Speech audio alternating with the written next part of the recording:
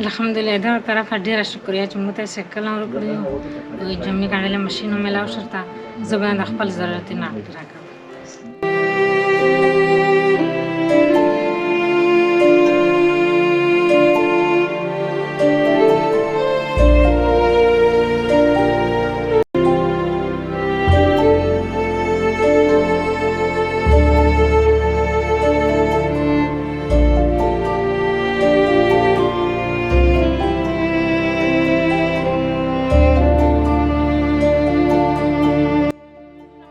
नाजरीन ز रज़िया مسعود ویسا مهاجر کیمپ ټانګ شه موجوده یم. تاسو کتلای شئ چې د مو سره یو د میژه مازور خور په ویل چیر باندې نوستادو چا ټایم اول میشتا دغه چا ډیټا رو سند کړله چې دلته یو داسې غریبه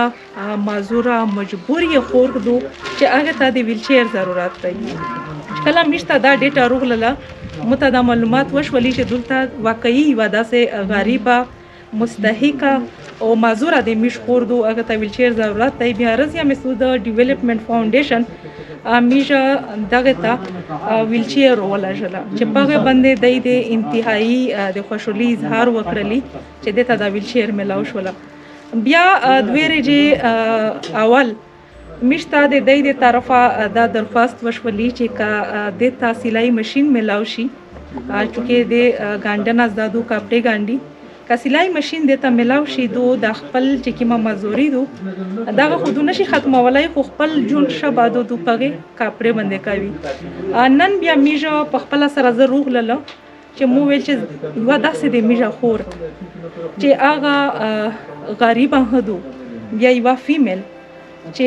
غربت ته هوي مزوره هوي بیا د میژه قبایلی معاشره شه د وی فیمیل مزور فیمیل ژوند کول لچره مشکل دي. خو د دې چې کیمه درخواست متروللی د سلای مشن په باره شه مت ډیر خواند وکړلی چې لکه د خپل جسمانی چې کیمه مزوري دو اته په جون باندې هاوی نکړه د سره چې کیم هنر دی کیم دو ګاندل کړلای شي کپڑے ګاندل کړلای شي خو واسط نه و چې د ماشين کړای وای سلای ماشين هغه د پورا د ریکوست وکړلی د خواست یې وکړلی چې کومه ته دا ملاو شي کم سے کم زه په معاشره باندې بوج نه جوړېږم زه خپل کپڑے ګاندم خلک توي ګاندم په ونه چې کې مې پیسې وي زه معاشي تور باندې مضبوطه شو ویسا د مشترا دا خور موجوده دو زه د دې نه لشکي پښتنه وکبل کې د خپل وژاږي چې د ارشای چرنګ محسوس کړل او د تا دغه چا ضرورت وو دا د میش د جنوبي وزیرستان سره د تعلق دی. اچھا ته مطلب په دا باندې خوشاله یې چې تاسو لای ماشين روغللی او ته ویل چیر شه هم استای ډیره خوشاله یم. دغه تاسو د خبرې ورودلې چې دوه نن ډیر راځي ته په دا باندې خوشاله دو او د میشه چې کیمو کوشش تای د رضیا مسعود ډیولپمنٹ فاونډیشن